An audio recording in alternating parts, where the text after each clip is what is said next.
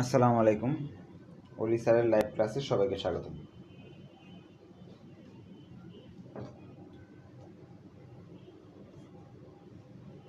আজ আমরা ratio analysis অথবা ফিনান্সিয়াল স্টেটমেন্ট অ্যানালাইসিস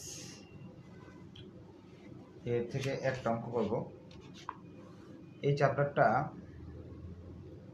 আমরা 4-5টা বইতে আছে এবং প্রতিটা বইতেই এখান থেকে সবচেয়ে সহজে 10 নম্বর আনসার করা যায়। Principal of accounting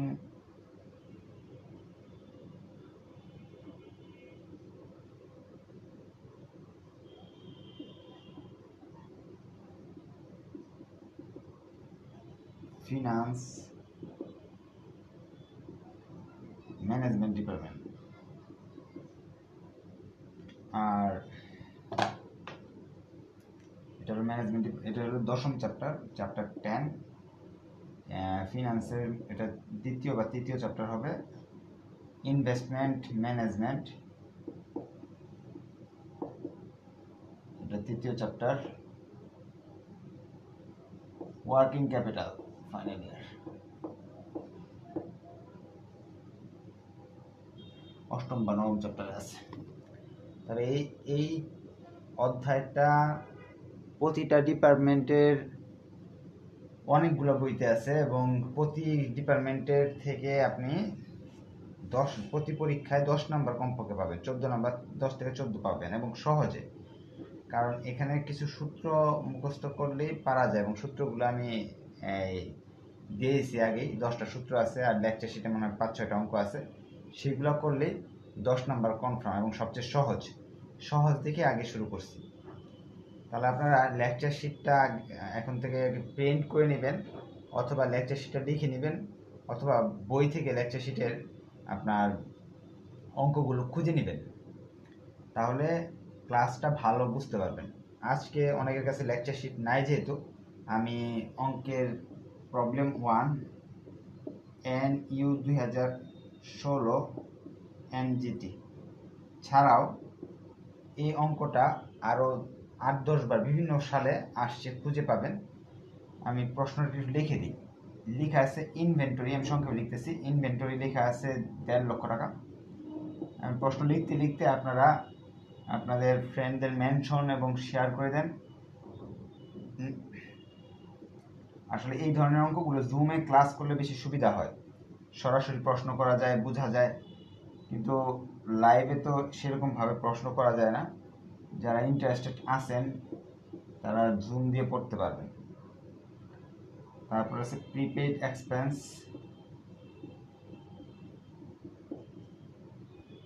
prepaid expense আছে 10,000 টাকা। পরে দেওয়া আছে ব্যাংক ওভারড্রাফট, ব্যাংক ওডি দেওয়া আছে 15,000 টাকা। অ্যাকাউন্টস পেয়েবল দেওয়া আছে, আমি সব এগুলো ব্যাখ্যা করে দিব, 40,000। দেখতে শুনতে অথবা বুঝতে সমস্যা হলে কমেন্ট করবেন। অ্যাক্রোড স্যালারি 20,000 টাকা। এই তথ্যগুলো প্রশ্নে দেওয়া আছে। কিছু অ্যাসেট এবং কিছু লাইবিলিটির মান প্রশ্নে দেওয়া আছে। দিয়ে বলতেছে 1 নম্বরে বলতেছে কারেন্ট রেশিও বানায় বের করে দেখাও।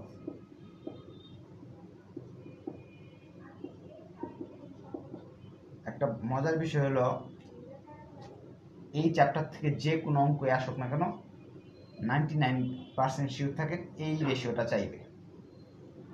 এটা একেবারে সহজ। কারেন্ট অ্যাসেট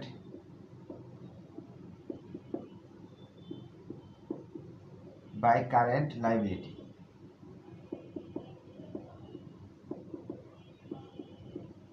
অনেকে সায়েন্স থেকে আসছেন, এগুলো বুঝেন না, যে কমার্সের ছাত্ররা এগুলো বুঝে, কারণ ক্লাস 9 থেকে এরকম কিছু না কিছু সূত্র তারা দেখে আসতেছে। কারেন্ট অ্যাসেট এবং কারেন্ট লাইবিলিটি কি, এটা আমি বুঝিয়ে দিই। কারেন্ট অর্থ হলো চলতি আর অ্যাসেট অর্থ হলো সম্পদ। চলতি রেশিও, চলতি অনুপাত বলে আর কি, চলতি সম্পদ বাই চলতি দায়। অর্থাৎ কারেন্ট অ্যাসেট হলো যে সম্পদগুলো 1 বছরের মাঝে ভাঙানো হয় বা কেনা বেচা করা হয় বা বাড়ে কমে যায়। যেমন আপনার দোকানের মালগুলো, মজুদ মাল বা ইংলিশে বলে ইনভেন্টরি, এই জিনিসটা কিন্তু বছরে আপনি অনেকবার কিনেন, অনেকবার বেচেন, এই সম্পদ বাড়ে কমে চেঞ্জ হচ্ছে। তার এটা কি কারেন্ট অ্যাসেটের মধ্যে পড়লো? ইনভেন্টরি কারেন্ট অ্যাসেটের মধ্যে পড়লো। নগদ টাকা, এটা তো সবচেয়ে কারেন্ট, যে আপনি ইচ্ছা করলেই কি করলেন, সেগুলো টাকা বাড়তেছে কমতেছে সারা বছর। অ্যাকাউন্ট রিসিভেবল, এটাও কিন্তু দেনাদার। দেনাদার বলতে বোঝায় কি, আপনি মাল বিক্রি করছেন, টাকা পান একজনের কাছে 50,000, সে কি আপনাকে 2 বছর পরে দিবে? না, 1 বছরের ভিতরে কিন্তু বারবার সে টাকা দিচ্ছে, আবার কিনতেছে, আবার বিক্রি করতেছে, আবার কেনা হচ্ছে। তাহলে এইগুলো কি কারেন্ট? 1 বছরের মাঝে এগুলো বেশি লেনদেন হয়। প্রিপেড এক্সপেন্স, অর্থাৎ অগ্রিম খরচ, আগে ভাগে আপনি দিয়ে রাখছেন টাকাটা, কয় মাসের, হয়তো 1 মাসের বাড়ি ভাড়া দিয়ে রাখছেন বা বেতন দিয়ে রাখছেন 2 মাসের, 1 বছরের ভিতরে এই সবগুলো জিনিস কি হয়, বাড়ে কমে বা লেনদেন হয়, এইগুলাকে বলা হয় কারেন্ট অ্যাসেটস। এখন ফিক্সড অ্যাসেটস কি? যেমন ধরেন একটা বিল্ডিং কিনছেন, বিল্ডিং কি 1 বছরের জন্য কিনে নাকি? এটা কিনে কি 5, 10, 20 বছরের জন্য। তাহলে আমাদের জানতে হবে কারেন্ট অ্যাসেটগুলো কি। কারেন্ট অ্যাসেটগুলো এইগুলোকে কারেন্ট অ্যাসেট বলা হয়। আপনারা একটা নোট করে ফেললেন যে কারেন্ট অ্যাসেট হলো এই আইটেমগুলো, বেশি আইটেম নেই, 3-4টা আইটেম। কারেন্ট অ্যাসেট অনেক আছে, কিন্তু এর মধ্যে 3-4টে পরীক্ষায় আসে। ইনভেন্টরি,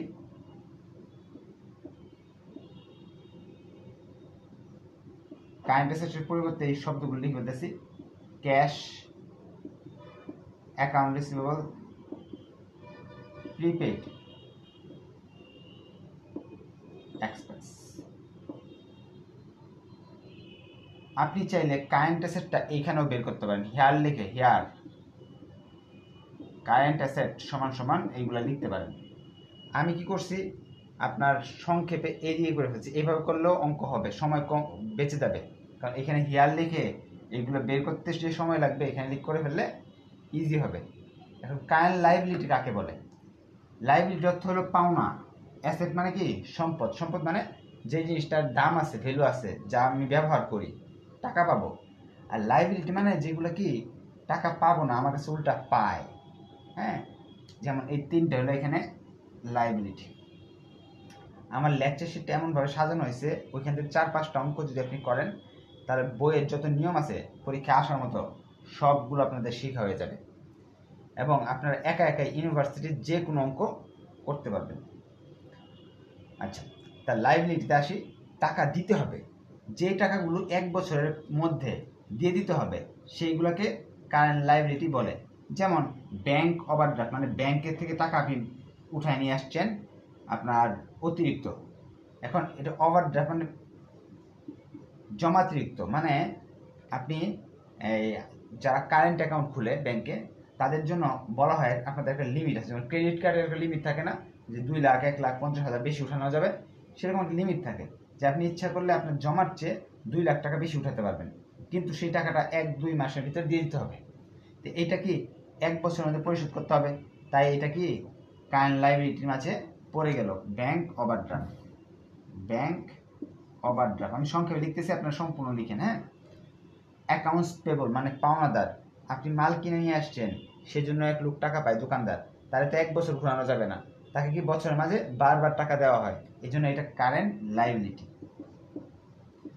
ভিডিওগুলো সেভ থাকবে, আপনারা আবার দেখতে পারবেন। যদি প্রশ্ন সহজ হয়, আজকে যে অঙ্কটা করাচ্ছি এরকম টাইপের একটা অঙ্ক পরীক্ষায় আপনি 10 নাম্বার পেয়ে যাবেন ইনশাল্লাহ। এরপরে আছে অ্যাক্রোড স্যালারি। অ্যাক্রোড স্যালারি জিনিসটা কি? আর কি বকেয়া বেতন, কর্মচারীদের বেতন আপনি দেন নাই 20,000 টাকা, এই টাকার কি 1 বছর দিতে হবে না বেতন? যদি আপনি 1 বছর আটকে রাখেন, কেউ চাকরি করবে? কেউ করবে না। তার মানে এটাও কারেন্ট লাইবিলিটি। এগুলোর বাংলাগুলো আপনার পারলে লিখে রাখবেন, যদি যারা কি নতুন বুঝেন কম। অ্যাক্রোড স্যালারি, অ্যাক্রোড অর্থ বকেয়া, টাকা দেওয়া নেই।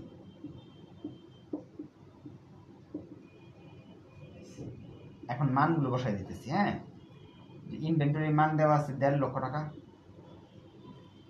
প্রিন্সিপাল অফ অ্যাকাউন্টিং সাবজেক্টটা জুম দিয়ে স্ক্রিন শেয়ারের মাধ্যমে যদি করা হয়, তাহলে 100% আপনারা বুঝবেন, কারণ প্রশ্নটা আপনার সঙ্গে থাকবে, তখন বোঝার সুবিধা হবে। আর কিছু সাবজেক্ট আছে যেগুলো স্ক্রিন শেয়ারের মাধ্যমে করলে বেশি একটা বোঝা যায় না। আর আরেকটা কথা আমি বলে দিই, আপনারা একটু আপনাদের ফ্রেন্ডদের সাথে শেয়ার করবেন, নিজেরাও জেনে রাখেন।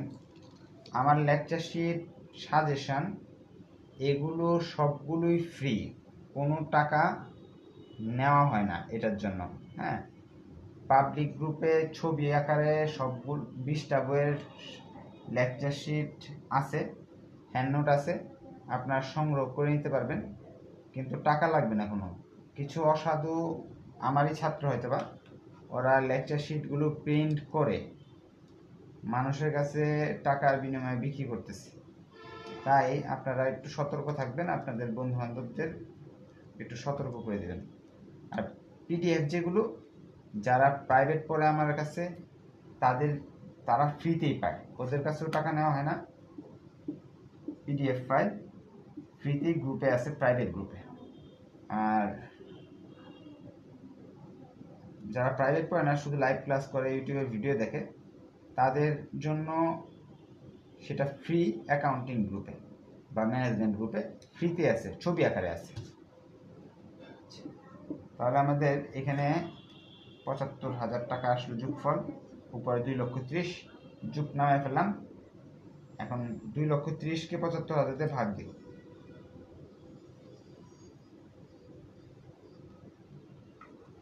উত্তর আসতেছে 3.066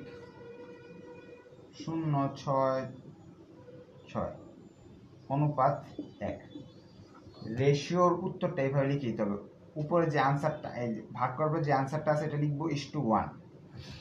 এটা হলো, অর্থাৎ আপনার যে টাকা মানুষ আপনার কাছে পায়, সে তুলনায় আপনি 3 গুণ বেশি সম্পদ আপনার কাছে জমা আছে। এটা খুব ভালো। 2 গুণ থাকলেই খুব ভালো, আপনার 3 গুণ সম্পদ জমা আছে। হয়তো মানুষ কাছে আপনার কাছে 1 টাকা পায়, আপনার কাছে জমা আছে 3 টাকা। তাহলে আমরা পেয়ে গেলাম কারেন্ট অ্যাসেট, কারেন্ট রেশিও পেয়ে গেলাম। কোনো কোয়েশ্চেন থাকলে অবশ্যই কমেন্ট করবেন।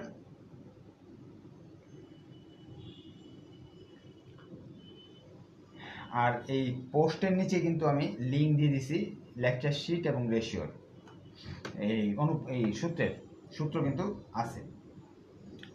এখন আমরা 2 নাম্বার রিকোয়ারমেন্টে চলে যাচ্ছি। তারা বলতেছে acid test ratio. Acid test ratio জিনিসটা কি? অ্যাসিড টেস্ট রেশিও হলো, এখানে কিন্তু কারেন্ট অ্যাসেট বের করছি আমরা। কারেন্ট অ্যাসেট টোটাল আসছিল 2,30,০০০। কারেন্ট লাইবিলিটি টোটাল আসছে ৭৫,০০০। এই যে এখানে বলেছে অ্যাসিড টেস্ট রেশিও বের করে দেখাও, 2 নম্বর রিকোয়ারমেন্টে চাইছে। অথবা তড়িৎ acid test ratio. Acid test ratio করার জন্য আমাকে সূত্রটা হলো, এই যে এই সূত্রটা আছে না, এই সূত্রটা ঠিক থাকবে, সেখান থেকে আমার 2টা জিনিস বাদ দিয়ে দিতে হবে। এই সেম সূত্রটাই লিখতেছি, দেখেন সংক্ষেপে লিখতেছি, জায়গা নাই তো আমার এখানে। কারেন্ট অ্যাসেট আর কারেন্ট লাইবিলিটি, সেম সূত্র লিখলাম। এখান থেকে ব্যাংক ওভারড্রাফট, নিচ থেকে ব্যাংক ওভারড্রাফট বাদ দিব, ব্যাংক ওভারড্রাফট। আর কারেন্ট অ্যাসেট থেকে বাদ দিব হলো ইনভেন্টরি,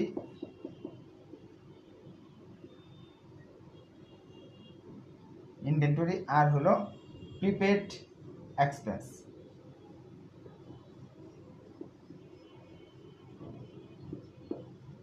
প্রিপেইড এক্সপেন্স। তার সূত্রটা হলো অ্যাসিড টেস্ট রেশিও সূত্র, কারেন্ট অ্যাসেট কারেন্ট লাইবিলিটি আগের মতো লিখলাম, কিন্তু এই আইটেমগুলো বাদ দিয়ে দিতে হবে। এটাই হলো অ্যাসিড টেস্টের সূত্র। সূত্রগুলো সুন্দর করে শিটে আছে। কারেন্ট অ্যাসেট একটু আগে বের করছি 2,30,০০০।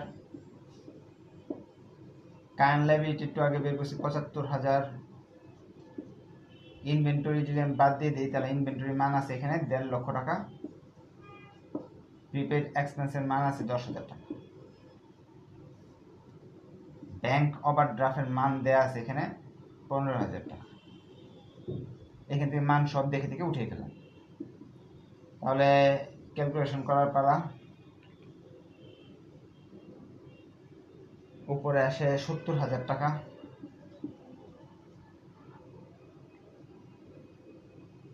নিচে আসে হলো 60,000 টাকা।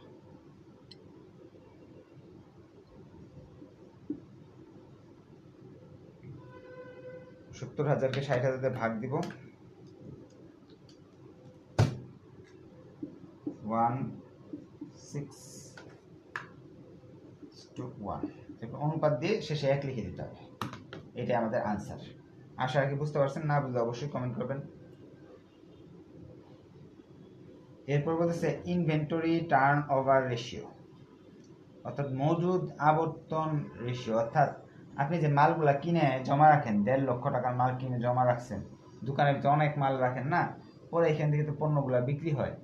তো এইগুলো কতবার, বছরে কতবার কেনা বেচা আর কি কিনতে হইলো, বা কতবার আপনার এরকম টাকার মাল আপনার রাখতে হইলো, সেটা জানতে হবে কিভাবে, এটা আমরা শিখব। মজুদ আবর্তন,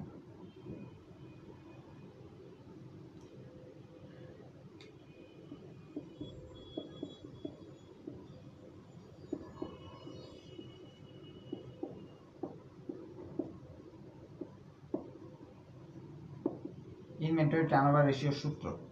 উপরে হলো cost of goods sold, cost of goods sold, নিচে হলো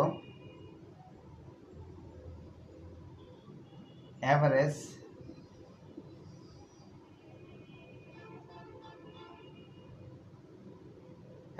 ইনভেন্টরি। এখন প্রথম প্রশ্ন, কস্ট অফ গুডস সোল্ড জিনিসটা কি?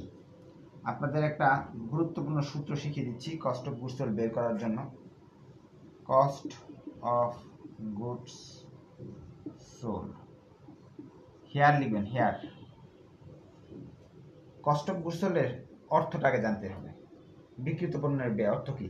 আপনি একটা মাল বিক্রি করছেন, একটা পণ্য বিক্রি করছেন 100 টাকা দিয়ে, ধরে নেন 100 টাকা দিয়ে বিক্রয় মূল্য। এটা কি আপনি লাভ ছাড়া বিক্রি করছেন? অবশ্যই লাভ আছে, প্রফিট ছাড়া তো আর বিক্রি করে না কেউ। 20 টাকা প্রফিট আছে, 80 টাকা আপনার কি হলো, আপনার 80 টাকা এটার খরচ। এইটাই হলো cost of goods sold. Sales থেকে যদি গ্রস প্রফিট বাদ দেই, মোট লাভটা যদি বাদ দেই, সেটার নাম হলো কস্ট অফ গুডস সোল্ড। প্রশ্নে অবশ্যই সেলস এবং গ্রস প্রফিট দেওয়া থাকতে হবে, তার কস্ট অফ গুডস সোল্ড বের করার সুযোগ আছে। আমাদের এখানে প্রশ্নে সেলস দেওয়া আছে কিন্তু গ্রস প্রফিট দেয়া নাই, তাহলে এই সূত্র বাতিল।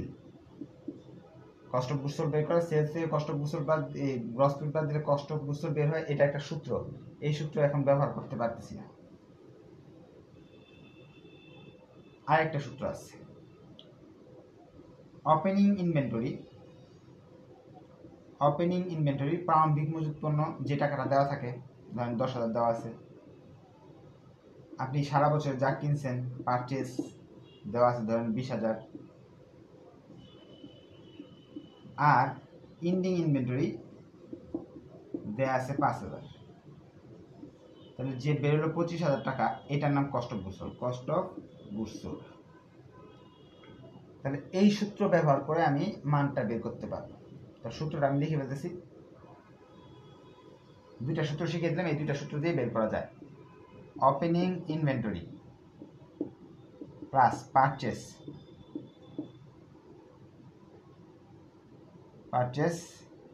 Plus ending inventory. প্রশ্নে নিচের লাইনে লেখা আছে সেলস 8 লাখ টাকা, এটা আমি লিখে নিই। সেলসের মান দেওয়া আছে 8 লাখ টাকা। এরপর পারচেজের মান দেওয়া আছে 4,50,000 টাকা। পারচেজের মান আমি পেয়ে গেলাম 4,50,000। ওপেনিং ইনভেন্টরি মান দেওয়া নাই, এই যে ইনভেন্টরিটা, এটার মান হলো এন্ডিং ইনভেন্টরি, যেটা ব্যালেন্স শিটে দেওয়া থাকে এটার নাম হলো এন্ডিং ইনভেন্টরি, মাইনাস হবে।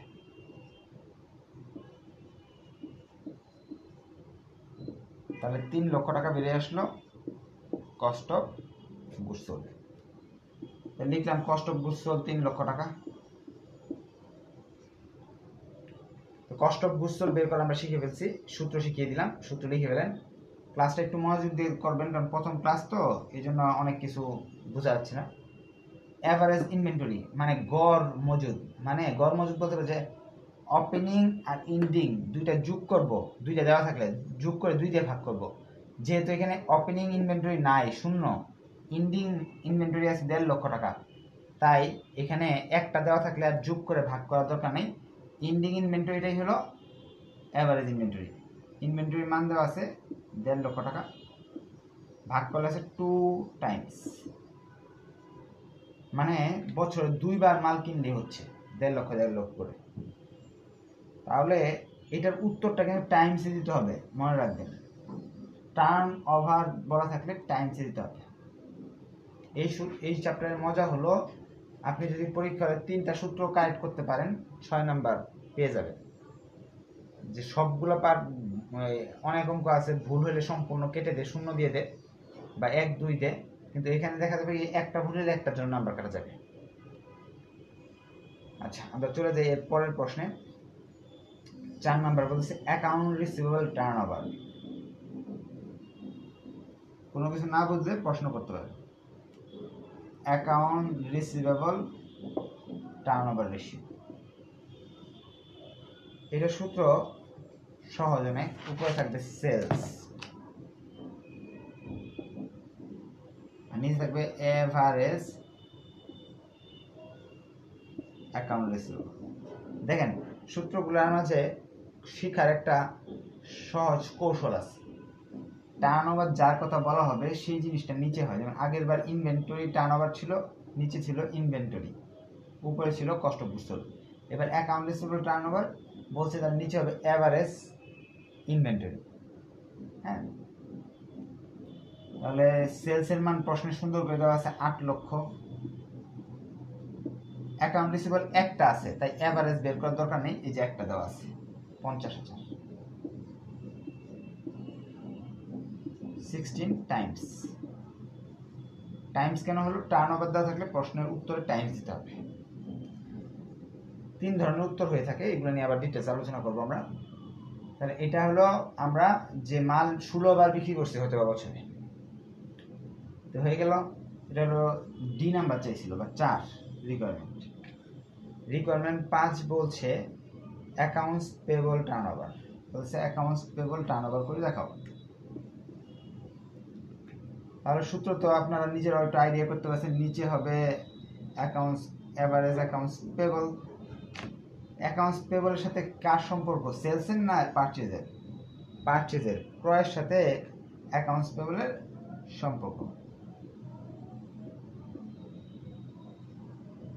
আগের বার অ্যাকাউন্ট রিসিভেবলের উপরে কি হয়েছিল? সেলস হয়েছিল, কারণ বিক্রি করলে অ্যাকাউন্ট রিসিভেবল সৃষ্টি হয়, এই জন্য সেলস বাই অ্যাকাউন্ট রিসিভেবল হয়েছিল। আর এবার অ্যাকাউন্টস পেবল সৃষ্টি হলো পারচেজ করলে, এই জন্য আমরা উপরে পারচেজ দিচ্ছি। প্রশ্নের নিচে যেখানে সেলসের মান দেওয়া আছে এখানে পারচেজের মান দেওয়া আছে যে 4.5 লক্ষ টাকা, 4,50,000। অনেক বইতে এই অঙ্কটার সমাধান ভুল আছে, আপনারা সেই বইগুলো ফলো না করে আমি যেভাবে অঙ্কগুলো করে দিচ্ছি এভাবে করবেন। 40,000 ভাগ দিলাম ক্যালকুলেটর দিয়ে, যা আসলো সেটাই আমাদের আনসার। ভাগ দিলে আসে 11.25 টাইমস। সবাইকে অসংখ্য ধন্যবাদ। ক্লাসটা ভালো লাগলে শেয়ার করবেন আর অন্যদের জানাবেন। স্টুডেন্ট সংখ্যা বাড়লে আমরা পাবলিক গ্রুপে ফ্রিতে ক্লাসগুলো করব, স্টুডেন্ট সংখ্যা কম থাকলে প্রাইভেট গ্রুপে করাবো ইনশাল্লাহ। ধন্যবাদ সবাইকে, আসসালামু আলাইকুম।